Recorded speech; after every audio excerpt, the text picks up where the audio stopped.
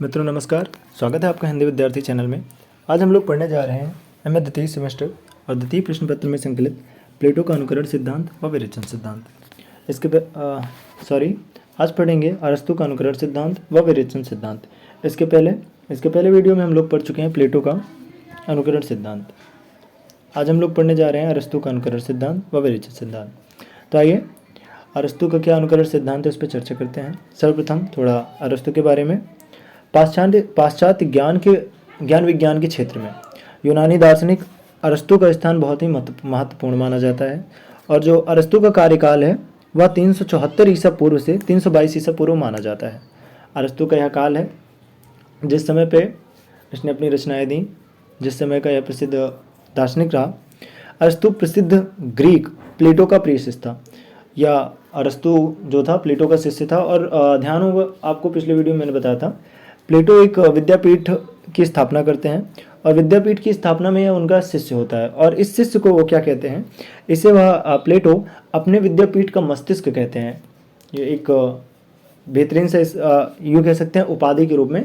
इसे इतना महान शिष्य था उनका कि इसे विद्यापीठ का मस्तिष्क कहते थे प्लेटो, ठीक है। और यही अरस्तु है जो कि सिकंदर का गुरु है। ज्ञान विज्ञान के लगभग प्रत्येक क्षेत्र में अरस्तु का अधिकार था। उसे पाश्चात्य विधाओं का आदि आचार्य कहा जाता है और इसने लगभग 40 विविध विषयक ग्रंथों की रचना की है। अरस्तु ने जो है 40 विविध विषयक ग्रंथों की रचना की है। प्रायः यह माना जाता है कि अनुकरण सिद्धांत का बीजारोपण प्लेटो ने कर दिया था, पर इस पर विवाद हो सकता है। ये तो हम लोग पढ़ चुके हैं कि जो अनुकरण के सिद्धांत है इस पर सर्वप्रथम जो चर्चा की थी वो प्लेटो ने की थी, लेकिन इस पर जो महत्वपूर्ण चर्चा है यूँ लगता है कि बाकी सी रह गई थी, तो उन्हें पूर्ण किया है इसके शिष्य प्लेटो के शिष्य अरस्तु ने। तो आइए चर्चा करते हैं विस्तृत रूप से अरस्तु का अनुकरण सिद्धांत। अनुकरण सिद्धांत में अरस्तु जो हैं वह यह मानते हैं कि अनुकरण से तात्पर्य प्रतिकृति न मानकर सृजन अथवा पुनर्निर्माण है। यहाँ पे साथ में प्लेटो को लेते चलेंगे ताकि बातें स्पष्ट रूप से जानी जा सके। तो क्या होता है, प्लेटो मानते थे कि यह जो अनुकरण सिद्धांत है वो प्रकृति की ही अनुकृति है, अर्थात जो चीजें पहले से ही विद्यमान है उन्हें बस अपने लेखन से काव्य का रूप दे दिया जाता है, ऐसा प्लेटो का मानना था। लेकिन उनके जो शिष्य हुए अरस्तु कहते हैं नहीं, ये जो काव्य है वो अनुकरण नहीं है, मतलब प्रकृति की अनुकृति नहीं है, प्रकृति को छापना ही नहीं है, अपितु वो कहते हैं कि अनुकरण वह है, काव्य लेखन वह है जो कहीं ना कहीं प्रकृति में कुछ बाकी रह गया। ये अरस्तु का मत है कि अरस्तु कहते हैं पुनर्सृजन अथवा निर्माण।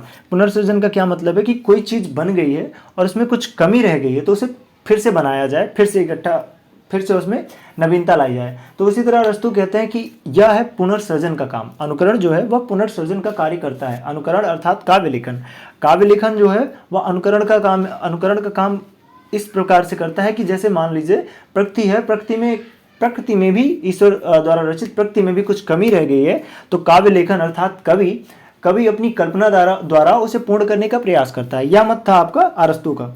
और अरस्तु ने जब यह मत दिया तो उनके साथ कई अन्य जो पाश्चात्य काव्यशास्त्र के विधि विषयक ज्ञाता थे, आचार्य थे, उन्होंने भी अपने अपने मत रखे। तो उनमें सर्वप्रथम मत आता है प्रोफेसर गिलबर्ट का।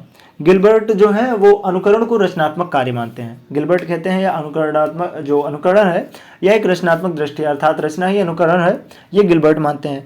और उसके बाद अपना मत रखते हुए स्कॉट जोन्स कहते हैं कि अनुकरण साहित्य में जीवन का वस्तुपरक अंतन तथा जीवन का कल्पनात्मक पुनर्निर्माण ही अनुकरण है, ऐसा वो कहते हैं।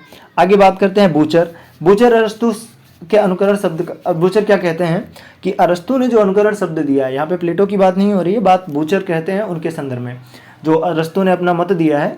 तो अरस्तु के संदर्भ में प्रोफेसर बूचर कहते हैं कि अनुकरण शब्द का अर्थ है सादृश्य। क्या है सादृश्य?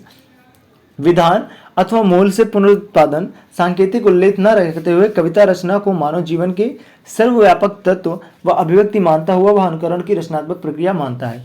यह भी कहीं ना कहीं जो अपना मत रखते हैं वह अरस्तु से थोड़ा संदर्भ में ही रखते हैं, ठीक है। आगे चर्चा करते हैं भौतिक शास्त्र पर। तो भौतिक शास्त्र में क्या बताया गया है कि यहाँ जो भौतिक शास्त्र में इसे अनुकरण के माध्यम से अनुकरण को देखा जाता है, यहाँ उसने कला को प्रकृति की अनुकृति स्वीकार किया है। भौतिक शास्त्र में जब अरस्तु अपना काव्य अनुकरण का सिद्धांत रखते हैं तो भौतिक शास्त्र में क्या कहते हैं कि यहाँ पे कला को प्रकृति में प्रकृति की अनुकृति स्वीकार करते हैं। भौतिक शास्त्र में वो क्या कहते हैं, जो कला साहित्य लेखन होती है वह यहाँ पर सेम फिर से वही कहते हैं कि यह एक प्रकृति की अनुकृति है, अर्थात प्रकृति का चित्रण या प्रकृति जो है, जिससे प्रकृति है उसका लेखन, काव्य लेखन, बस वही अनुकरण है। राजनीति शास्त्र में इसमें कला को प्रकृति के सादृश्य की अनुकृति स्वीकार करते हैं राजनीति शास्त्र में, ठीक है। और काव्य शास्त्र में क्या स्वीकार करते हैं, काव्य शास्त्र में इसमें मानवीय आंतरिक भावोनुभूतियों और प्रवृत्तियों की अनुकृति स्वीकार करते हैं, ठीक है। संक्षेप में अनुकरण का अर्थ अरस्तु का हूबहू नकल करना नहीं मानता। अगर संक्षिप्त में छोटी सी बातों में बात करें, छोटे से शब्दों में कहा जाए तो प्लेटो, साथ में रखना इनका अनिवार्य है ताकि बातें स्पष्ट रूप से समझी जा सके। प्लेटो, फिर से वही बात है कि प्लेटो मानते थे कि प्रकृति की अनुकृति ही अनुकरण है, मतलब जिस तरह प्रकृति है उसी को लिख देना एक अनुकरण है। लेकिन ये प्लेटो कहते हैं कि नहीं, ये अनुकरण भी है, ऐसा नहीं है। अनुकरण मतलब पुनर्सृजन है, पुनर्निर्माण है, पुनर्सृजन है, अर्थात जो चीज़ें कहीं ना कहीं प्रकृति में भी बाकी रह गई हैं उन्हें कवि एक काव्य लेखन के द्वारा, काव्य लेखन में कल्पना के तौर पर शामिल करता है और यह बताता है कि यह पुनर्निर्माण है और इसमें यह कमी रह गई है। यह मानना है अरस्तु का, ठीक है। वह एक सृजनात्मक क्रिया है, अतः उनकी धारणा है अनुकरण की प्रक्रिया उनके अनेक दोषों का निराकरण करके कला उसकी आपूर्ति की जाती है। हम आगे बात कर, अरस्तु कहते हैं कि जो कमी बाकी रह जाती है प्रकृति में उसे पूरा करने का काम काव्य लेखन के द्वारा, अनुकरण के द्वारा किया जाता है, ठीक है। अरस्तु के अनुसार अनुकरण मानव स्वभाव का एक अभिन्न अंग है, यह प्रवृत्ति बाल्यकाल से ही रहती है। आगे क्या कहते हैं कि जो अनुकरण है वह मानव स्वभाव का एक अंग है और यह जो मानव स्वभाव में प्रवृत्ति पाई जाती है वो कोई बड़े होकर नहीं पाई जाती है, अपितु ये बाल्यकाल से ही एक मानव के अंदर विद्यमान रहती है, ठीक है। अब आगे बात करते हैं प्रकृति के अनुकरण पे, ठीक है। तो क्या कहते हैं, अरस्तु ने कला को प्रकृति की अनुकृति स्वीकार करते हुए काव्य को सौंदर्य की दृष्टि से देखा। ये काव्य को सौंदर्य की दृष्टि से देखते हैं, जबकि इनके जो गुरु हैं वो प्लेटो काव्य को बिल्कुल घटिया मानते हैं और कहते हैं काव्य गलत है, काव्य लिखना ही नहीं चाहिए। ये प्लेटो थे। लेकिन अगर उनके शिष्य अरस्तु की बात करें तो अरस्तु काव्य को बहुत अच्छा मानते हैं, सौंदर्यपूर्ण मानते हैं, ठीक है। उसे भावात्मक आनंद बताया और काव्य को भावात्मक आनंद बताया। जो अरस्तु हैं, अरस्तु काव्य की इज्जत करते हैं, काव्य को कहते हैं कि यह सौंदर्य बढ़ाने का कार्य करता है और कार्य मन के भावों को आनंद प्रदान करता है, ऐसा मानना है अरस्तु का। लेकिन वहीं पर इनकी तुलना में अपेक्षा में बात करें प्लेटो की, तो प्लेटो कहते हैं काव्य गलत है। काव्य मानव इंसान के जो मानव इंसान की वासनाएं होती हैं उन्हें जागृत करता है, इसलिए काव्य निरर्थक है, काव्य त्याज्य है, ग्राह्य नहीं है। लेकिन अरस्तु क्या कहते हैं कि काव्य ग्राह्य है, काव्य को सभी को अपनाना चाहिए, ठीक है। उनके अनुसार, अरस्तु के अनुसार कविता सामान्यतः मानवीय प्रकृति की दो सहज प्रवृत्तियों से उद्भूत हुई जान पड़ती है। इनमें एक है अनुकरण की प्रवृत्ति और दूसरी है कला प्रवृत्ति का अनुकरण, ठीक है। आगे अरस्तु की मान्यता है कि प्रकृति उस प्राकृतिक तत्व जिसे आदर्श रूप माना जाता है को प्राप्त करने हेतु निरंतर सक्रिय रहती है, पर कई व्यवधानों के कारण वह उसे प्राप्त करने में सफल नहीं हो पाती। कलाकार उन व्यवधानों को हटाकर प्रकृति की सक्रियता विकास का अनुकरण उसके पूर्णता प्रदान करते हैं। आगे की पंक्तियों में क्या बताया गया है कि जो अनुकरण है, अनुकरण क्या होता है यहाँ पे, प्रकृति के संदर्भ में क्या कहते हैं अरस्तु कि जो प्रकृति है वो कहीं ना कहीं अपनी कमियों को महसूस करके वह भी चाहती है कि किसी तरह जो कमियां हैं हम में उसे पूर्ण की जाए, लेकिन वह सक्रिय तो रहती है लेकिन पूर्ण रूप से सक्रिय न होने के कारण उसमें वह पूर्णता नहीं आ पाती है, जो कहीं ना कहीं प्रकृति को जिसकी चाह होती है, जिसकी अभिलाषा होती है। तो काव्य लेखन के द्वारा एक कवि क्या करता है कि जो प्रकृति में कमी रह जाती है, जिनकी पूर्णता प्रकृति स्वयं नहीं कर पाती है, उसे अपनी कल्पना के माध्यम से, उसे अपने लेखन के माध्यम से पूर्ण करता है। इस पंक्ति का यही सार है। आगे बात करते हैं। जब प्रत्येक वस्तु पूर्ण विकसित होने पर हो जाती है, क्या कहते हैं अरस्तु के अनुसार प्रत्येक वस्तु पूर्ण विकसित होने पर जो होती है उसे ही प्रतिकृति कहते हैं। आगे क्या कहते हैं कि जैसे मान लीजिए कोई प्रकृति में कमी रह गई, अब उस कमी को पूर्ण किया किसी काव्य लेखन के द्वारा, किसी काव्य के लेखन के द्वारा पूरा किया गया, तो जो कमी उसकी पूरी हो जाती है तभी कहते हैं कि यह प्रतिकृति हुई है। जबकि उसके पहले अगर प्लेटो की बात करें तो प्लेटो कहते थे कि भैया, प्लेटो का मतलब ये था कि जो है सब उसी तरीके से छाप देते हैं और कुछ नहीं है, इसे लिखना बेकार है। लेकिन अरस्तु कहते हैं कि जो कमी रह जाती है उसे पूरी की जाती है, बार बार पूरी लाइनों में सब यही भरा पड़ा है। आगे पढ़ते हैं। प्रकृति जब आदर्श रूप प्राप्त करने में बाधा अनुभव करती है तब कला वह कार्य पूरा करती है। आगे फिर से वही कहती है कि जब प्रकृति कमी को जब प्रकृति में लगती है कि उसे कमी है, तब जो कला अर्थात कलात्मक ढंग से जो सृजन करता है, अर्थात जो काव्य लेखन है, जो वो काव्य करता है, तब वह प्रकृति अपने आप में पूर्ण होती है और उसे ही अनुकरण कहते हैं। ठीक है, आगे अनुकरण और सर्जन प्रक्रिया, मेन हेडिंग है अनुकरण और सर्जन प्रक्रिया, इसके बारे में देखते हैं। कलाकार वस्तु को ऐसा रूप देता है जिससे उसके सर्वमान्य रूप और आदर्श रूप दोनों का स्पष्ट बोध होता है। आगे कलाकार के संदर्भ में बात करते हुए अरस्तु कहते हैं कि जो कलाकार होता है वो किसी वस्तु के बारे में ऐसा बताता है जिससे सारी चीज़ें जो होती हैं, जो कहीं ना कहीं गलतफहमियां रह जाती हैं, या जो चीज़ें स्पष्ट रूप से अस्पष्ट रहती हैं, जो नहीं समझ में आती हैं, वह पूरी तरीके से समझ में आ जाती है। इस लाइन के द्वारा अरस्तु यह बताना चाहता है, यह कार्य अनुकरण की सर्जन प्रक्रिया के आधार पर ही होता है, क्योंकि काव्य मात्र अनुकृति नहीं सर्जन भी है। ठीक है, आगे कहते हैं यह भी प्रक्रिया कहीं ना कहीं एक तरीके से अनुकरण ही है, क्योंकि जो काव्य लेखन परंपरा है वो सिर्फ अनुकृति ही नहीं है बल्कि सृजन भी है। सृजन अर्थात रचनात्मक भी है, आगे लिखना भी है। एक सृजन मतलब कमी को पूर्ण करना भी कलात्मक भी है। आगे क्या कहते हैं, एबरक्राम्बी के अनुसार, एक महान विचारक हुए हैं एबरक्राम्बी के अनुसार अरस्तु ने कविता में अनुकरण का वही अर्थ ग्रहण किया जो अर्थ आजकल हम तंत्र या शिल्प में मानते हैं। तो इनके जो एक और विचारक हुए हैं क्राम्बी, वो कहते हैं कि अरस्तु ने जो अनुकरण में अपना काव्य सिद्धांत दिया है, जो अपना मत दिया है, उसका अर्थ वही है जो आजकल हम तंत्र शिल्प में देखते हैं, उसी प्रकार का उन्होंने अपना मत दिया है। आगे अरस्तु के अनुसार यह सर्जन की प्रक्रिया तीव्र स्तरों पर संपन्न हो सकती है। जो सर्जन की प्रक्रिया है वह तीव्र स्तरों पर संपन्न हो सकती है। आगे देखते हैं जी। तो आगे ये जो आपके एबरक्राम्बी हुए हैं अरस्तु के मत के संदर्भ में लिखते हुए अपने ये बताते हैं कि जो ये अनुकरण की प्रक्रिया है, सर्जन की प्रक्रिया है, इससे और तेज कैसे हो सकती है। तो उसके संदर्भ में कुछ बातें ये बताते हैं, जैसे जो चीज़ें जैसी हो उन्हें वैसा ही दिखाया जाए, पहला मत करते हैं। दूसरी बात कहते हैं जैसे वे लगती हैं या कही जाती हैं उन्हें वैसा दिखाया जाए, दूसरी बात कहते हैं। आगे तीसरी बात कहते हैं जैसे वे होनी चाहिए वैसे ही उन्हें दिखाया जाए। अतः स्पष्ट है कि पहले स्तर का संबंध अनुकरण से है।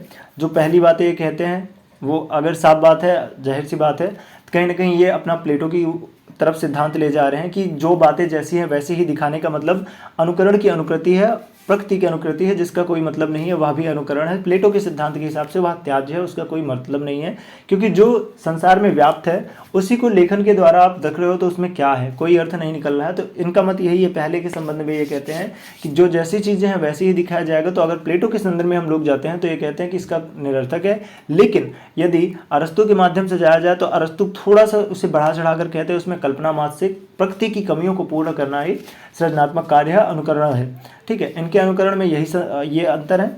आगे क्या कहते हैं, इससे और स्पष्ट करते हुए यह कहा गया है, वस्तु जगत के द्वारा कवि की संवेदना और कल्पना में जो वस्तु रूप प्रस्तुत होता है उसे कवि की भाषा में प्रस्तुत करता है, वह पुनः प्रस्तुतिकरण का अनुकरण है। अनुकरण वह तंत्र है जिसके द्वारा कवि अपनी कल्पनात्मक अनुभूति की प्रेक्षपणीय अभिव्यक्ति को अंतिम रूप प्रदान करता है। वस्तुतः अनुकरण का अर्थ हूबहू नकल नहीं बल्कि संवेदना, अनुभवना, कल्पना, आदर्श आदि के प्रयोग द्वारा अपूर्ण को पूर्ण बनाना है। फिर से इस पूरी पुस्तक में बात करें तो कई बार यह लाइनें दोहराई जाएंगी, क्योंकि मेन सिद्धांत अनुकरण का यही है। अगर सबसे सार में छोटी सी बात में याद करने को कहे तो बस दो अर्थ निकलते हैं कि प्लेटो का अनुकरण सिद्धांत क्या है और अरस्तु का अनुकरण क्या है, जो कि पूरी पुस्तक में फिर हर बार यही बातें आएंगी आपके सामने कि प्लेटो जो है वह काव्य को त्याज्य मानते हैं, ग्राह्य योग्य नहीं समझते, जबकि अरस्तु जो है वो काव्य को और अनुकरण को बहुत ही महत्वपूर्ण मानते हैं और यह मानते हैं कि इसके बिना संसार में शायद कुछ है ही नहीं। बहुत ही ज़्यादा रिस्पेक्ट देते हैं, बहुत ही ज़्यादा महत्वपूर्ण मानते हैं। जबकि प्लेटो कहते हैं कि भाई जो काव्य लेखन करेगा, जो अनुकरण की अनुकृति करेगा, मैं तो उसे राज्य से बाहर कर दूंगा, अपनी एक पंक्ति में प्लेटो ऐसा भी कहते हैं। ठीक है,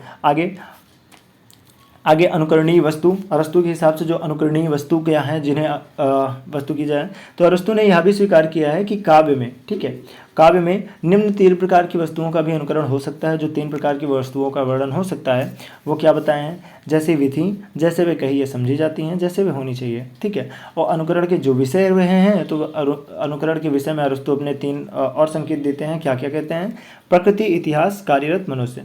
जो जिनका अरस्तु को लगता है जिनका अनुकरण करना चाहिए वो ये 3 चीज़ें हैं। अब सबसे सर्वप्रथम बात करते हैं हम प्रकृति का अनुकरण का। ठीक है, प्रकृति का अनुकरण कैसे हो सकता है? तो अरस्तु प्रकृति के अनुकरण को ही कला मानता है।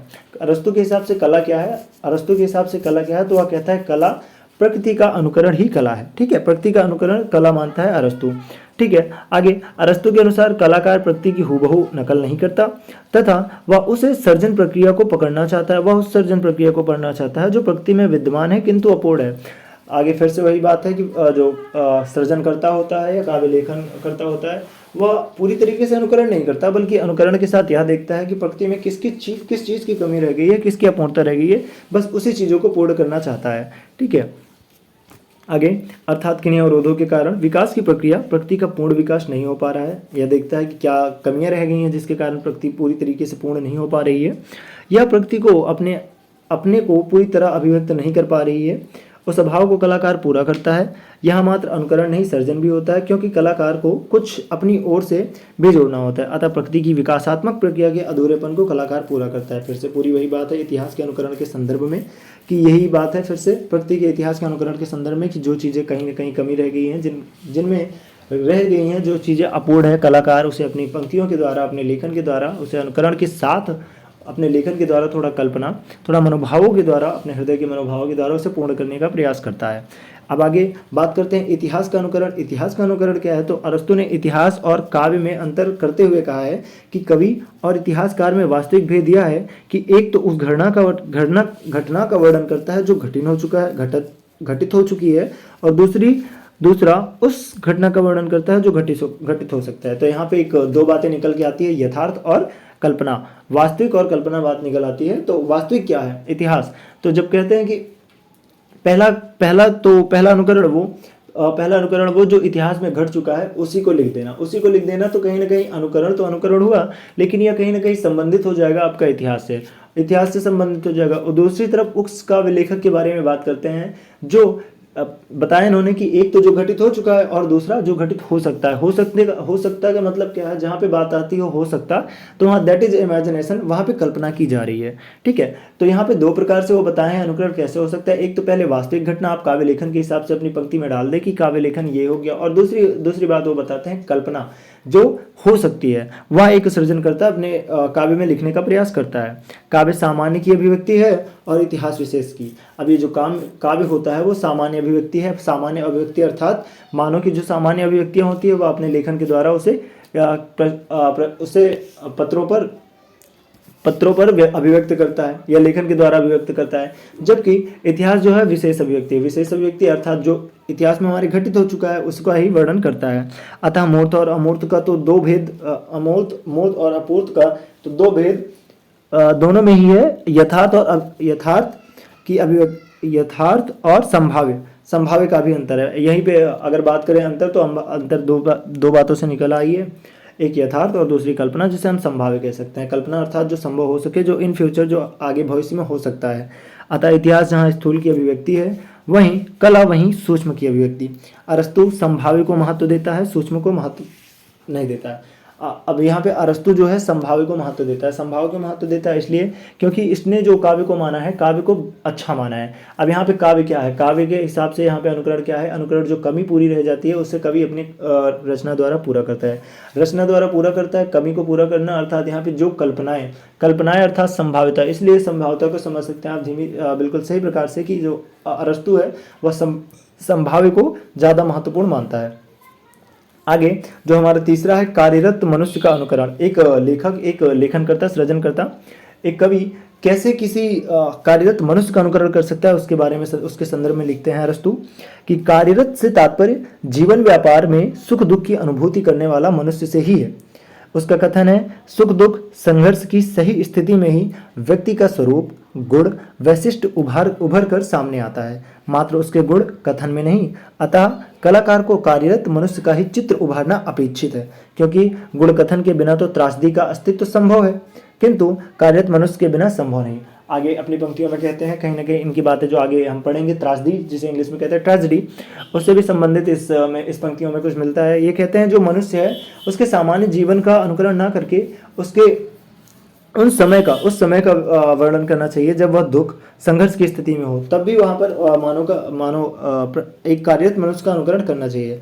आगे अनुकरण और भारतीय चिंतन। तो भारतीय चिंतन जो है, भारतीय समीक्षक या भारतीय आचार्य अपने भारतीय काव्यशास्त्र के आचार्य जो अनुकरण के संबंध में अपने मत रखते हैं, थोड़ा चर्चा उन पे हो जाए। तो भारतीय साहित्य में भी इनकी मान्यता है। यह बात दूसरी है कि हमारे चिंतन के अनुरूप हो। ठीक है, आगे भरत मुनि नाट्य शास्त्र में अपने क्या कहते हैं इस अनुकरण के संबंध में। भरत मुनि जिनकी यह रचना जिनका ग्रंथ है नाट्य शास्त्र। ठीक है, नाट्य शास्त्र में भरत मुनि क्या कहते हैं, त्रैलोक्यस्यास्य सर्वस्य नाटकम भावनुकीर्तनम।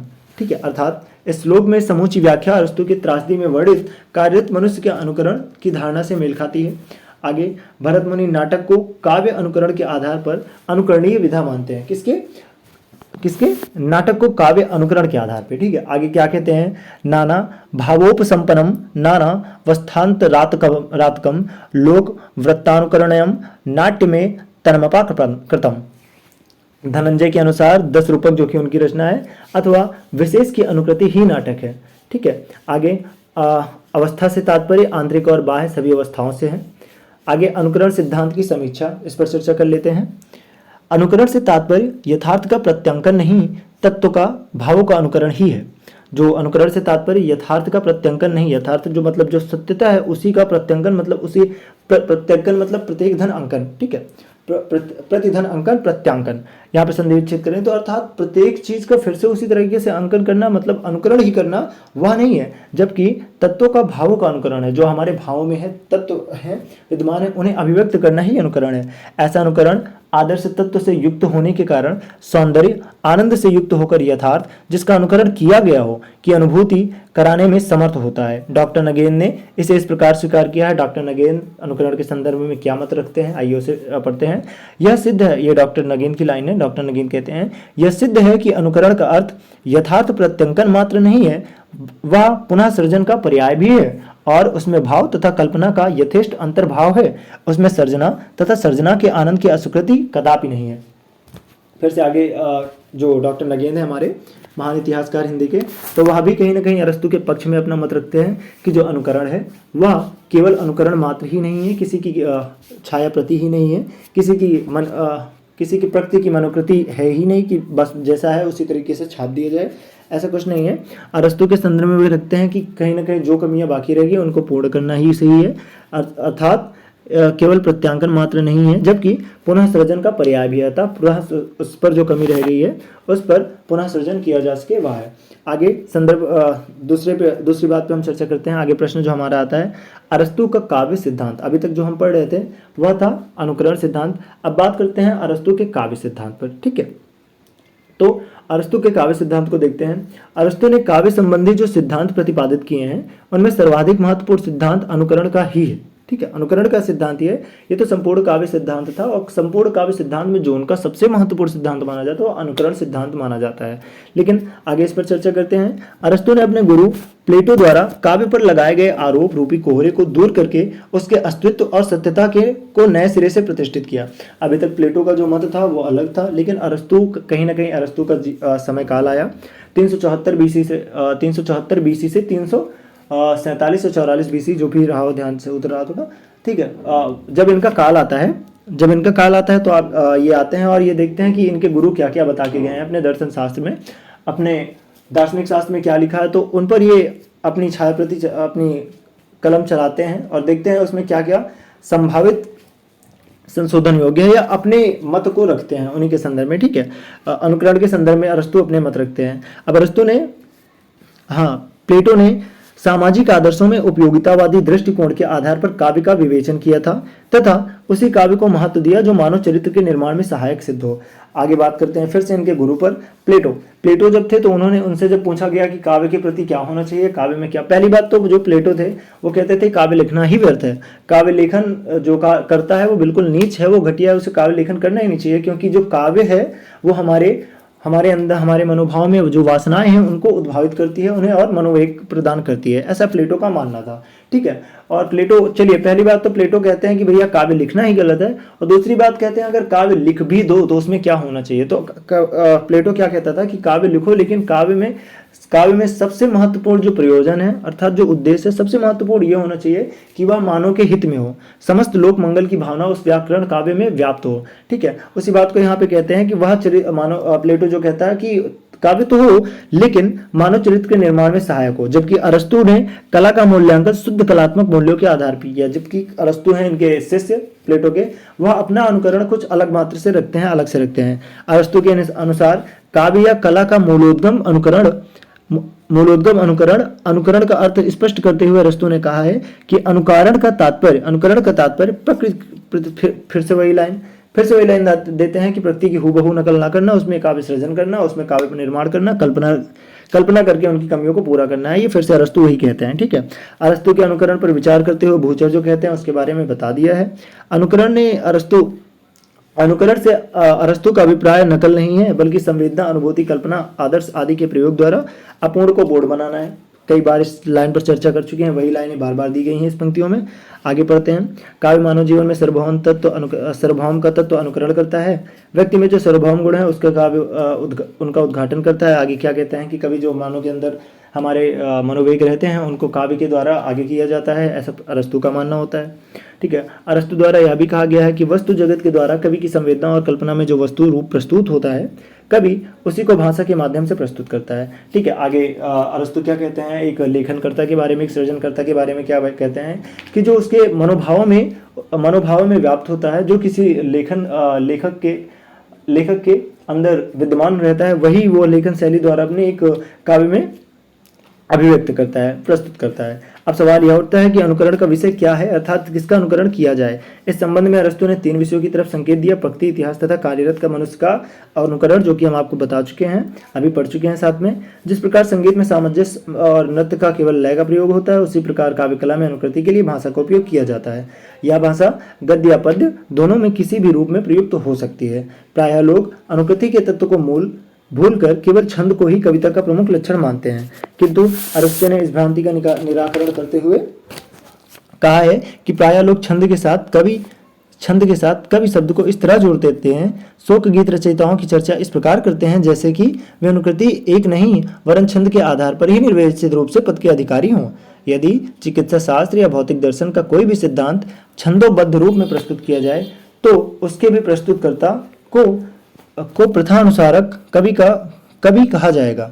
यद्यपि अरस्तु ने अनुकरण सिद्धांत को पूर्णतया मौलिक अर्थ प्रदान किया और काव्य की गौरवमयी प्रतिष्ठा प्रदान की, फिर भी अरस्तु का अनुकरण सिद्धांत पूर्णतया निर्दोष नहीं कहा जा सकता। पहली बात तो यह है कि मिसेसिस शब्द का अनुवाद इमिटेशन गलत है, उसे इमिटेशन को हिंदी में अनुवाद किया गया है। अनुकरण शब्द में पुनः निर्माण, कल्पनात्मक, पुनः सृजन अथवा भावात्मक पूर्जन समाहित नहीं होता। यद्यपि अरस्तु भाव और तत्व, आगे इस पूरी पंक्तियां उसी तरीके से लिखी गई है जो मुख्य विषय हमारा हमें पढ़ना चाहिए। आइए बात करते हैं त्रासदी पर। त्रासदी जिसे कि इंग्लिश में कहते हैं ट्रेजेडी। ठीक है, त्रासदी पर जो आपके अरस्तु दार्शनिक हुए हैं, अपने काल के महान दार्शनिक हुए हैं, वो क्या कहते हैं दार्शनिक पर, ट्रेजेडी पर, उसे पढ़ते हैं। अरस्तु के साहित्य लोचन में के केंद्र में नाटक था। जब ये साहित्य करते थे तो इनका जो मुख्य विषय था, मुख्य केंद्र था, वह नाटक था। नाटक, ठीक है, जो कि अभिनय करके रंगमंच पर प्रस्तुत किया जाता है, जिसे नाटक कहते हैं। अरस्तु ने नाटक के 2 भेद किए हैं। अब अरस्तु जो है, अब सबसे पहले साहित्य लोचन में अपने साहित्य की दृष्टि से जो मुख्य मानते थे, मुख्य रूप से अपने केंद्र में रखते थे, वह था नाटक। अब नाटक के 2 भेद करते हैं, एक ट्रेजेडी, एक कॉमेडी, अर्थात एक ट्रेजेडी अर्थात त्रासदी और एक कॉमेडी अर्थात कामदी मतलब सुखांत। यूँ कह सकते हैं ट्रेजेडी मतलब दुखांत और कॉमेडी मतलब सुखांत। ट्रेजेडी मतलब जहाँ दुख दिखाया जाए, दुख प्रस्तुत किया जाए, और कॉमेडी जहाँ पर सुख प्रस्तुत किया जाए। ठीक है, अब क्या कहते हैं त्रासदी और कामदी पर तो उतना प्रकाश नहीं डाला है इन्होंने, लेकिन त्रासदी को विस्तृत रूप से इन्होंने व्याख्यायित किया। अब बात करते हैं, इन 2 पर चर्चा करते हैं। नाटक में मुख्य 2 को मानते हैं, ट्रेजेडी और कॉमेडी को, लेकिन कॉमेडी को ये उतना ज़्यादा कॉमेडी के बारे में नहीं लिखते हैं जितना कि ट्रेजेडी के बारे में। इन्हें लगता है कि ट्रेजेडी पर ज़्यादा लिखना चाहिए, तो इन्होंने ट्रेजेडी पर ज़्यादा लिखा है और उसके बारे में विस्तार से चर्चा की है। अरस्तु ने परिभाषित करते हुए लिखा है कि त्रासदी के संदर्भ में ये क्या कहते हैं, आइए उसे पढ़ते हैं। त्रासदी किसी गंभीर, स्वतः पूर्ण, निश्चित आयाम से युक्त कार्य की अनुकृति का नाम है, जिसका माध्यम नाटक के भिन्न भिन्न भागों में भिन्न भिन्न रूपों से प्रयुक्त होकर सभी प्रकार के आभरणों से अलंकृत भाषा होती है, जो समाख्यान रूप में न होकर कार्य व्यापार रूप में होती है, और जिसमें करुणा और त्रास के उद्रेक द्वारा इन मनोविकारों का उचित विवेचन किया जाता है। अब आगे जो इनका यह है उसके हिसाब से निम्न अपनी और परिकल्पनाएं देते हुए क्या कहते हैं, त्रासदी एक दृश्य काव्य है। सबसे पहले ये बताते हैं कि जो त्रासदी है मतलब ट्रेजेडी है वह एक दृश्य काव्य है, अर्थात इसे देखा जा सकता है, नाटक के द्वारा दिखाया जा सकता है। नाटक जानते हैं जैसे अभिनय करके दिखाया जाता है रंगमंच पे, ठीक है। उसी तरह इसकी भाषा लय और सामंजस्य से मुक्त होती है, और इसमें भाषा जो बताते हैं, भाषा के बारे में भाषा के संदर्भ में कहते हुए क्या कहते हैं कि जो इसमें भाषा होती है उसमें लय और सामंजस्य नहीं देखना होता है, ये लय और सामंजस्य से मुक्त होती हैं, किसी भी प्रकार से प्रस्तुत की जा सकती हैं।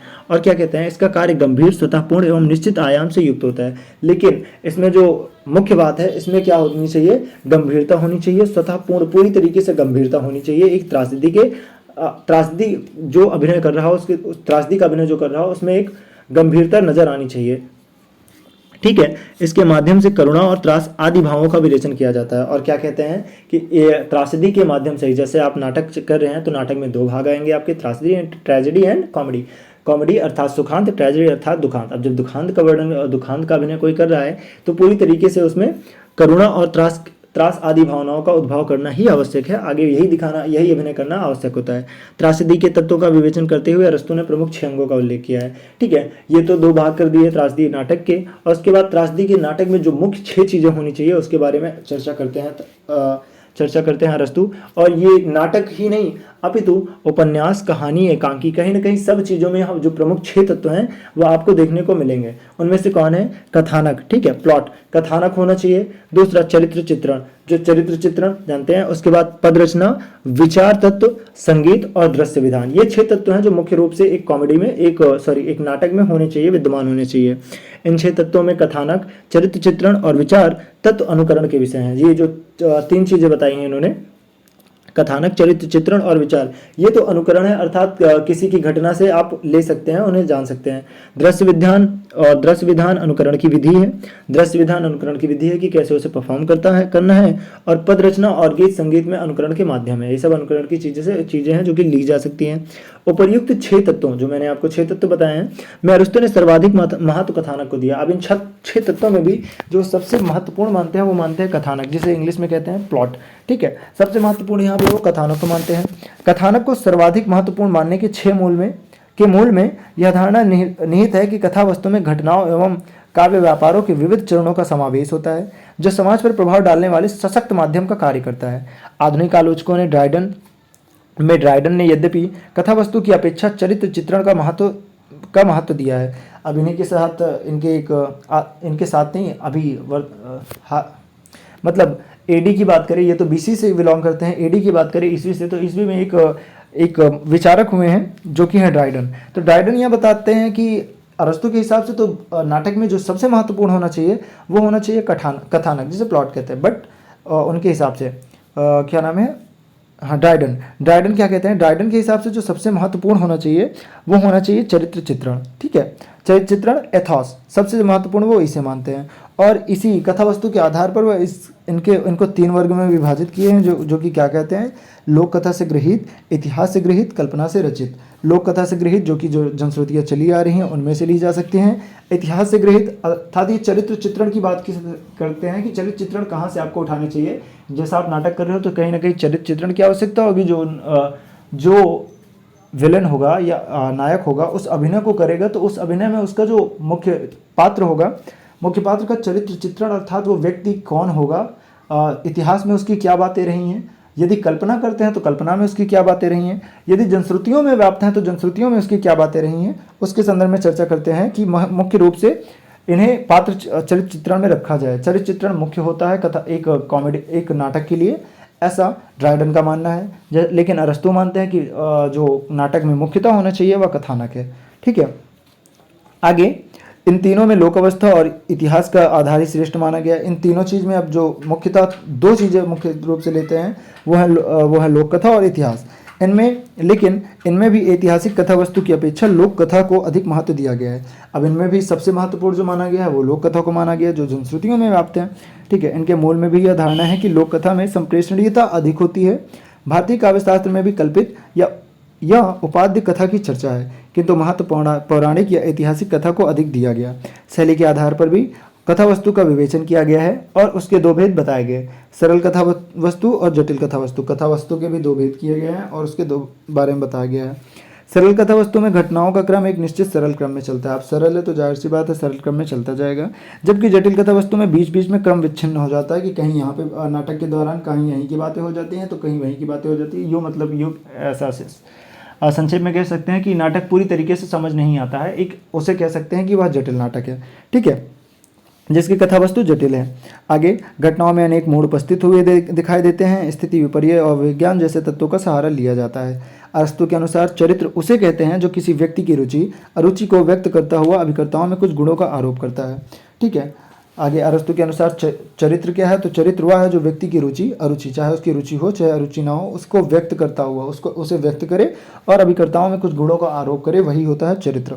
अथवा चरित्र वह तत्व है जो व्यक्ति की रुचि अरुचि को प्रकट कर किसी नैतिक प्रयोजन को सिद्ध करे, अर्थात चरित्र वह है जो किसी एक नैतिक प्रयोजन के बारे में सिद्ध करता है और उनके आचरण में किसी नैतिक आदर्श की प्रेरणा सन्निहित हो। अरस्तु ने त्रासदी के बारे में दो जरूरी बातें लगाई हैं, दो बताई हैं। वो क्या है, त्रासदी के पात्र सामान्य से सर्वश्रेष्ठ होते भी यह अयथार्थ ना हो, अर्थात जो कहते हैं कि त्रासदी में जो पात्र हो वो अयथार्थ ना हो, मतलब कल्पना मतलब असत्य ना हो, सत्य हो, यथार्थ के होने चाहिए। चरित्र गतिशील हो अथवा सर्वथा दोष रहित ना हो, चरित्र गतिशील हो अथवा दोष रहित ना हो। ठीक है, चरित्र के अनुसार विचार वहाँ विद्यमान होता है। अरस्तु के अनुसार विचार वहाँ विद्यमान रहता है जहाँ किसी वस्तु का भाव या अभाव सिद्ध किया जाता है या किसी भाव के सत्यव्यंजक सूक्ति का आभास होता है। अरस्तु ने भाव और विचार में अंतर नहीं स्पष्ट किया। शायद इनका कारण यह हो सकता है कि भाव और विचार जो आवश्यक रूप से अभिव्यक्ति की अन्योन्यश्रित विषय मानता था। इस पर चर्चा नहीं, काव्य सिद्धांत पर भी चर्चा नहीं। आगे देखते हैं क्या जिस पर मुख्य चर्चा की जाए उसे देखा जाए इन पंक्तियों में। आगे पुस्तक में क्या है मुख्य, आगे अनुकरण और काव्य सिद्धांत के बाद हम देख लेते हैं अरस्तु का विरेचन सिद्धांत, जो कि हमारा मुख्य है। इसके बाद इस पाठ को खत्म करते हैं। अरस्तु के विरेचन सिद्धांत, इस पर संक्षिप्त परिचय लेते हैं। प्लेटो ने काव्य कला पर आक्षेप लगाए थे। ठीक है, जो प्लेटो था उसने काव्य कला पर आक्षेप लगाए थे कि प्लेटो ने बताया था काव्य गलत है। ठीक है, उसे भावनाओं को भड़काने वाली बताया था, आदर्श राज्य के लिए से अनुपयोगी बताया था। यहाँ पे बात की जा रही है थोड़ा प्लेटो की। तो प्लेटो के संदर्भ में कहते हैं कि जो प्लेटो ने बताया था कि जो काव्य है वो समाज के लिए अनुपयोगी है और एक आदर्श समाज में काव्य का कोई स्थान नहीं है। काव्य वहाँ पे होना ही नहीं चाहिए जो एक आदर्श साम्राज्य है, आदर्श राज्य है। ठीक है, लेकिन इससे काव्य की उपयोगिता और महत्व को गहरा आघात पहुंचा था। आगे क्या कहते हैं आज के कवि जो अरस्तु हैं, उनके इन पंक्तियों के सहारे कवि क्या बताना चाहता है कि जो उन्होंने आरोप लगाए थे उससे काव्य को गहरा आघात, काव्य की जो उपयोगिता है उसकी महत्ता है उसको गहरा आघात पहुंचा था। अरस्तु ने उन आरोपों को स्वीकार नहीं किया, लेकिन उनके जो शिष्य हुए हैं प्लेटो के, अरस्तु ने जो उन्होंने प्रतिघात किए थे, आघात लगाए थे किस पर, काव्य पर, तो अरस्तु ने उन्हें स्वीकार नहीं किया। ठीक है, हाँ जी, तो फिर इससे काव्य की उपयोगिता और महत्ता को गहरा आघात पहुंचा था। एक मिनट, तो जो इनके गुरु हैं भैया प्लेटो, वो इतने बड़े बड़े आरोप लगाए तो इनका जो अरस्तु थे, तो अरस्तु भैया क्या है कि नहीं, इन्होंने स्वीकार नहीं किया। आगे ये क्या कहते हैं, और अरस्तु ने इनका विरोध करते हुए स्वीकार किया कि त्रासदी के द्वारा मनोविकारों का विरेचन किया जाता है। विरेचन यहाँ पे शब्द आया हमारा विरेचन। तो विरेचन सीधी तरीके से हम समझ सकते हैं कि विरेचन अर्थात कि जो मनुष्य में मनोवृत्तियां गलत हैं, अर्थात विरेचन का साफ अगर हम शाब्दिक अर्थ में याद करने के हिसाब से देखें, जो चीज़ें स्पष्ट हो सकें, तो विरेचन का साफ अर्थ अरस्तु ने यहाँ दिया है कि जो चीज़ें गलत हैं उनको दूर करके सही करना, या जैसे मान लीजिए किसी मनुष्य में कई खामियां हैं तो उन खामियों को दूर करके उनमें नई उत्तेजना, नई योजना प्रवृत्त करना, नई योजना बनाना, अर्थात किसी तरीके से जो मनुष्य गलत है उसे गलत से सही बनाना ही विरेचन है। विरेचन मतलब गलत चीज़ों का सफाया करके अच्छी चीज़ें लाना। ठीक है, तो उसी प्रकार से क्या कहते हैं कि इनका विरोध इन्होंने स्वीकार नहीं किया है। त्रासदी के द्वारा मनोविकारों का विरेचन किया जाता है क्योंकि त्रासदी से करुणा तथा त्रास का उद्रेक होता है, ऐसा अरस्तु मानते हैं। कहकर उसने यह सिद्ध करने का प्रयास किया है कि त्रासदी के मूल भावों को उद्भुत कर विरेचन पद्धति के द्वारा मन का परिष्कृत करते हैं और कहते हैं कि जो काव्य है, काव्य में अगर काव्य में अनुकरण के हिसाब से जो विरेचन सिद्धांत है, विरेचन की दृष्टि से देखा जाए तो काव्य एक विरेचन की दृष्टि से देखा जाए तो अरस्तु कहते हैं कि काव्य एक विरेचन का कार्य करता है। विरेचन का कार्य क्या करता है कि जो मनुष्य में गलत फाहमियां हैं, गलत खामियां बस जाती हैं, उन्हें दूर करके नई प्रेरणा जगाने, नई प्रेरणा का उद्रेरक होता है और उन्हें नई प्रेरणा जगाने का काम करता है। ठीक है, जैसे विरेचन से शरीर, और सीधे तरीके से यहाँ पे पंक्ति में दे दी गई है कि क्या कहा गया है कि जैसे विरेचन से शरीर शुद्ध होता है या विरेचन से शरीर की शुद्धि होती है।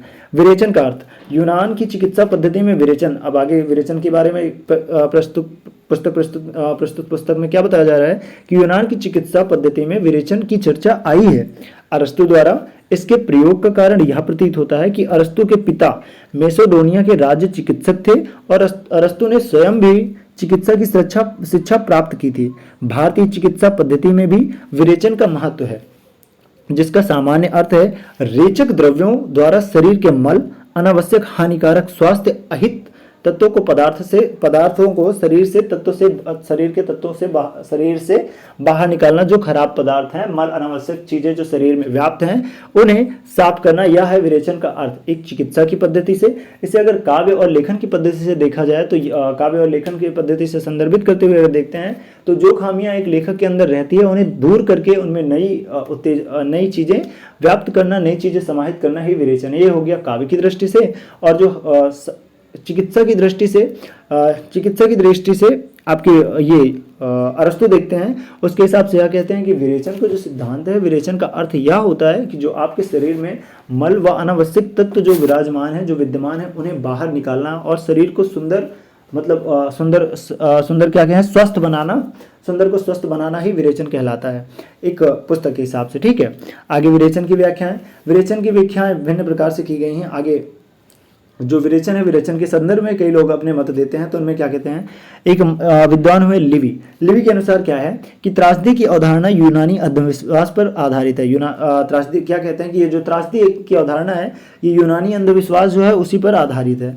उनकी धारणा थी कि ये उत्सव विपत्तियों को नाश करते हैं। अरस्तु और उनकी जो आपके लिवी वो कहते हैं कि जो उत्सव विपत्तियां हैं उनको नाश करते हैं। ठीक है, आगे अरस्तु ने यह भी स्वीकार किया कि राजनीति हल की स्थिति में स्थित आवेग समन के लिए यूनान में उद्दाम संगीत का उपयोग किया जाता था, जो पहले आवेगों की वृद्धि करता था फिर उन्हें शांत कर देता था। अतः यूनान की धार्मिक वृत्तियों के विकारों में समन का सिद्धांत मान्य होने के कारण अरस्तु की विरेचन सिद्धांत को प्रेरणा मिली। आगे नीतिपरक व्याख्या देखते हैं। नीतिपरक व्याख्या, इसके संदर्भ में कई व्याख्या दी गई है। नीतिपरक व्याख्या, कलात्मक व्याख्या, मानसिक व्याख्या और विरेचन सिद्धांत का स्वरूप। सर्वप्रथम देखते हैं हम नीतिपरक व्याख्या। वानरेज आदि जर्मन विद्वानों ने अरस्तु द्वारा प्रयुक्त विरेचन शब्द की नीतिपरक व्याख्या करते हुए इसे मनोविकारों की उत्तेजना के पश्चात उद्वेग का समन एवं उससे उत्पन्न मानसिक प्रसन्नता बताया है। अब नीतिपरक व्याख्या करें, यदि नीति से संदर्भ व्याख्या करते हैं तो उसके हिसाब से जो कवि कहते हैं अरस्तु के मत में, वो कहते हैं क्या है विरेचन, क्या है विरेचन, वह है जो अंदर जो व्याप्त हमारे मनोविकार में उत्तेजना रहती है, उन्हें बाहर निकालकर मन को और मस्तिष्क को शांति प्रदान करने का काम आपका विरेचन करता है। आगे आगे क्या कहते हैं, त्रासदी जनित करुणा एवं त्रासद के भाव के दर्शकों के मन में इसके समान भाव जागृत एवं विकसित होते हैं और दर्शन उद्वेलित हो उठते हैं, पर ये भाव शीघ्र ही शांत भी हो जाते हैं। इस प्रकार दर्शक नाटक के रूप में ट्रेजेडी देखकर अथवा काव्य के रूप में पढ़कर शांति का सुखद अनुभव करता है और इसके मन में करुणा एवं त्रासद मनोवेगों का भय नहीं रह जाता है। आगे कलात्मक व्याख्या करते हुए क्या कहते हैं, जर्मन कवि गेटे और अंग्रेजी के रोमांटिक कवियों में विरेचन सिद्धांत के कलापरक अर्थ के विशेष संकेत मिलते हैं। प्रोफेसर बूचर का मत है कि ट्रेजेडी का कर्तव्य कर्म केवल करुणा या त्रास के लिए अभिव्यक्ति का माध्यम प्रस्तुत करना ही नहीं, इन्हें एक सुनिश्चित कलात्मक परितोष प्राप्त करना है, इनको कला के माध्यम में ढालकर परिष्कृत तथा स्पष्ट करना है। इस प्रकार प्रोफेसर बूचर के अनुसार विरेचन का अर्थ है पहले मानसिक संतुलन और बाद में कलात्मक परिष्कार। मानसिक व्याख्या के संदर्भ में क्या लिखते हैं कवि, लिखते हैं जर्मन विद्वान वानरेज के अनुसार मानव मन के अनेक मनोविकार वासना रूप में स्थित होते हैं। मानव जो मन है उनमें मनोविकार कई उपस्थित होते हैं, उन्हें दमित के बदले संतुलित करना वांछनीय है। तो आगे क्या कहते हैं कि जो मन में हमारी वासनाएं व्याप्त रहती हैं उन्हें दमित नहीं किया, उन्हें मारा नहीं जा सकता, बल्कि उन्हें शांत करना और संतुलन में लाना ही संभव है। इसलिए कहते हैं कि उन्हें दमित करने के बदले संतुलित किया जा सकता है, उन्हें मारने के बदले संतुलित किया जा सकता है। उसमें करुणा और त्रास नामक मनोवेग मूलतः दुखद होते हैं। आगे कहते हैं कि उनमें जो दुख की चीजें होती हैं उसमें करुणा और उसमें त्रास और करुणा ये दुखद हैं, जो मानव मन के अंदर विद्यमान होते हैं। त्रासदी रंगमंच पर ऐसे दृश्य प्रस्तुत करती है जिससे ये मनोवेग अतिरंजित रूप में प्रस्तुत किए जाते हैं। अब जो त्रासदी है, त्रासदी उसी किसका रूप है? नाटक का रूप है। तो नाटक इस रूप में प्रस्तुत किया जाता है जिससे त्रासदी मनोवेग अतिरंजित रूप में प्रस्तुत किए जाते हैं, उसी तरीके से त्रासदी प्रस्तुत किया जाता है। उन्हें देखकर ये भाव पहले ही उद्वेलित होते हैं, तत्पश्चात उपशमित हो जाते हैं। पहले तो उठते हैं, उसके बाद शांत हो जाते हैं। प्रत्येक प्रेक्षक त्रासदी देखकर मानसिक शांति का सुखद अनुभव करता है। आगे क्या कहते हैं? जब प्रेक्षक अर्थात दर्शक उस मानसिक त्रासदी को देखता है तो अपने मन को धीरे धीरे उसका मन शांत हो जाता है। ठीक है, उनके मन में वासना रूप स्थित करुणा उसके मन में वासना रूप में स्थित करुणा तथा त्रास आदि मनोवेगों का दंश समाप्त हो जाता है, और उसी त्रासदी को देखने के बाद जो उसके मन में करुणा होती है, ठीक है, त्रास होती है, वो कहीं ना कहीं शांत हो जाती है और मिट जाती है। अतः विरेचन की मानसिक व्याख्या है कि मनोविकारों की उत्तेजना के बाद उद्वेग का समन और लज्जन मानसिक व्यवस्था उनमें भावात्मक रुग्णता दूर हो जाती है। आगे विरेचन सिद्धांत का स्वरूप जो है उसके संदर्भ में बात करते हैं। तो अरस्तु के विरेचन सिद्धांत की व्याख्याओं के आधार पर यह माना गया है कि धार्मिक संगीत की चर्चा और मानसिक शुद्धि की बात स्वीकार करके अरस्तु ने उसे धार्मिक और मानसिक रूप को स्वतः स्वीकार किया है। कलापरक अर्थ पर टिप्पणी करते हुए डॉक्टर एस गुप्त का मत है कि धर्मपरक, मानसिक और कलापरक मनोविज्ञान भी कलापरक तीनों अर्थ में निश्चय ही सत्य का अंश वर्तमान है। विरेचन के मानसिक अर्थ का समर्थन मनोविज्ञान भी करता दिखाई पड़ता है। आधुनिक मनोविज्ञान कुंठा की बात स्वीकार करते हैं, विशेषकर फ्रायड एक दार्शनिक या एक विचारक हुए हैं। फ्रायड कुंठा से तात्पर्य अतृप्त वासनाओं के आवेग से है। फ्रायड जो है वो कुंठा का अर्थ यह बताते हैं कि जो मानव मन में व्याप्त वासनाएं हैं उनके आवेग से इसका तात्पर्य मानते हैं कुंठा का। ठीक है, कुंठा का निवारण या यो कहा जाए वासनाओं का उचित समन या परिष्कृत ना हो तो ये आवेग मानसिक विकार बन जाता है। आगे क्या कहते हैं फ्रायड कि यदि जो मन में वासनाएं व्याप्त हैं उन पर काबू न किया जाए तो ये मानसिक आघात पहुंचाती है, ये मानसिक रूप से बढ़ सकती हैं। आगे अर्थात प्रेक्षक की मानसिक पीड़ा जो उसके भीतर घुमड़ी रहती होती है उसका बाहर निकालना, उसका संतुलन करना ही विरेचन के अंतर्गत आता है। फिर से वही बात है कि जो मानसिक तनाव रहते हैं, मानसिक के अंदर मल रहता है, जो इंसान में गलत मनोवृत्तियां व्याप्त होती है उनको बाहर करना ही विरेचन कहलाता है। आगे विरेचन की दो स्थितियां, करुणा और त्रास में त्रास की स्थिति विरेचन सिद्धांत और व्यवहार से थोड़ी भिन्न है, क्योंकि व्यवहारिक जीवन में हम अपने ऊपर आई विपत्तियों से ही पीड़ा का अनुभव करते हैं, जबकि दर्शक के रूप में हम पात्र की विपत्तियों को देखकर भी संभावित पीड़ा से पीड़ित हो उठते हैं। इसे सहानुभूति जनित कंपन स्वीकार किया गया जो उस पात्र की पीड़ा को देखकर उभरता है जिसका जीवन लगभग समान होता है। इस सहानुभूति जनित कंपन का आधार जहां भारतीय साधारणीकरण को स्पर्श करता है, वहीं प्रोफेसर बूचर ने इस संबंध में दो धारणाएं प्रस्तुत की है। जो दो धारणाएं हैं इनकी मुख्यता है नहीं, उसके बारे में मुख्यतः लास्ट टॉपिक पे बात कर लेते हैं हम कि त्रासदी, विरेचन और करुणरस। तो विरेचन जिस त्रासदी को महत्व देता है उसमें करुणा और त्रास दोनों की प्रधानता होती है। अर्थात त्रासदी जिनको महत्व देता है उनमें करुणा और त्रास दोनों की प्रधानता होती है। ये मूलतः दुख मनोवेग के आवेग ही हैं जिन्हें पीड़ा की अनुभूति की प्रधानता भी है। करुणरस का स्थायी भाव शोक होता है। इस शोक में करुणा की भावना तो रहती है और वह आदि के कारण उत्पन्न शोक त्रास में भी उत्पन्न करता है। नाट्यशास्त्र के अनुसार शोक से तात्पर्य है शोक नाम का इष्ट भाव योग, विभवनाश, वध, कैद तथा दुखानुभूति आदि विभाव से उत्पन्न होता है। अतः करुणरस में शोक और करुणा का भाव दोनों रहते हैं। इस दृष्टि से दोनों में समता स्वीकार की जा सकती है। दूसरी ओर करुणरस का स्थायी भाव शोक है और भयानक रस कब है। आगे इनमें कुछ पढ़ने की जरूरत नहीं, एक बार जो मुख्यतः बात कर ली जाए लास्ट टॉपिक पे। तो सबसे पहले काव्य सिद्धांत की बात करते हैं। तो काव्य सिद्धांत में जो प्लेटो काव्य सिद्धांत के अंतर्गत जो अनुकरण सिद्धांत है प्लेटो और अरस्तु का, तो इसमें तुलनात्मक अध्ययन कर लिया जाता है। तो प्लेटो कहते हैं कि जो काव्य है वो त्याज्य है, वो ग्राह्य योग्य नहीं है, वो बिल्कुल अपनाने योग्य नहीं है, काव्य करना ही नहीं चाहिए। काव्य लेखन को वो बहुत नीच मानते हैं कि जो काव्य लेखन करता है वो बहुत नीच काम करता है। वो मानसिक जो वासनाएं हैं, जो इंसान के मन में वासनाएं हैं, उन्हें जागृत करने का काम करती है। और आगे एक पंक्ति में अपने प्लेटो लिखते हैं कि जो काव्य लेखन करता है उससे तो राज्य में रहने का अधिकार ही नहीं है, मैं उसे राज से भगा दूं, ऐसा कहते हैं। लेकिन वहीं पे उनके जो शिष्य हुए हैं अरस्तु कहते हैं काव्य समाज के लिए बहुत ही उपयोगी है, बहुत ही महत्वपूर्ण है। और काव्य वह कार्य करता है जो कहीं ना कहीं प्रकृति भी नहीं करती है। काव्य को अनुकरण तो मानते हैं, लेकिन अनुकरण का तात्पर्य ये वह नहीं मानते जो कि प्लेटो मानते हैं। प्लेटो के हिसाब से अनुकरण क्या है? अनुकरण प्रकृति की अनुकृति है, अर्थात प्रकृति में जो विद्यमान है उसे लिखना ही अनुकरण है। लेकिन अरस्तु क्या कहते हैं कि जो प्रकृति में कहीं ना कहीं विद्यमान है, ठीक है, उसका तो अनुकरण हो रहा है, कोई बात नहीं, लेकिन जो चीजें कहीं ना कहीं बची रह गई हैं उसे लिखना, प्रकृति की अनुकृति करना, और साथ में अपना सृजन करता अपनी कल्पना और मन के मनोभावों को रखना ही काव्य है। और यह काव्य एक आदर्श समाज के लिए बहुत उपयोगी है। लेकिन प्लेटो कहते हैं एक आदर्श समाज के लिए काव्य लेखन और काव्य बहुत ही खराब है और ये होना ही नहीं चाहिए। आगे यहाँ पे इनका काव्य सिद्धांत खत्म होता है और मुख्यतः फिर आगे प्लेटो का जिक्र नहीं है इसमें फिर सीधा जिक्र करते हैं हम अरस्तु का। अरस्तु अपना एक विरेचन सिद्धांत देते हैं।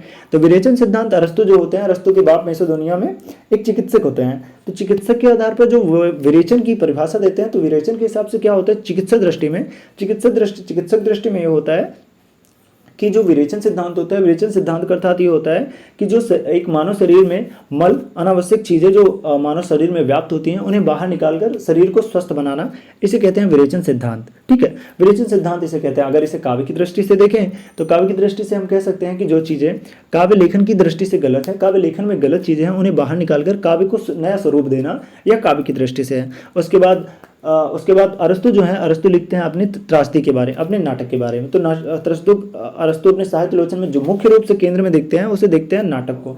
तो नाटक के वो क्या कहते हैं, वो कि नाटक में जो मुख्य होता है वो दो चीजें होती हैं, एक ट्रेजेडी, एक कॉमेडी। ट्रेजेडी जिसे कहते हैं दुखांत, और कॉमेडी जिसे कहते हैं सुखांत। अब इन ट्रेजेडी में भी वो मुख्य रूप से देखते हैं, मुख्य रूप से बात करते हैं ट्रेजेडी पर। ठीक है, ट्रेजेडी पर बात करते हैं वो, और ट्रेजेडी में वो ये बताते हैं कि जो मुख्य चीज़ें हैं, मुख्य 6 चीज़ें होनी चाहिए। ठीक है, अपने वो ट्रेजेडी नाटक में ट्रेजेडी को मुख्य लेते हैं और वो यह बताते हैं कि जो ट्रेजेडी लिखते समय मुख्य 6 तत्व उसमें विद्यमान होने चाहिए: कथानक, चरित्र चित्रण, पदरचना, विचार, संगीत और दृश्य विधान। इन प्रमुख 6 तत्वों का वर्णन वो करते हैं। और कुल मिलाकर यही था इस पाठ में जो पढ़ने योग्य था। आगे हम देख लेते हैं किस विषय पर चर्चा करनी है। आगे हम लोग पढ़ेंगे लॉन्जाइनस की उदात्त अवधारणा। तब तक के लिए धन्यवाद, नमस्कार।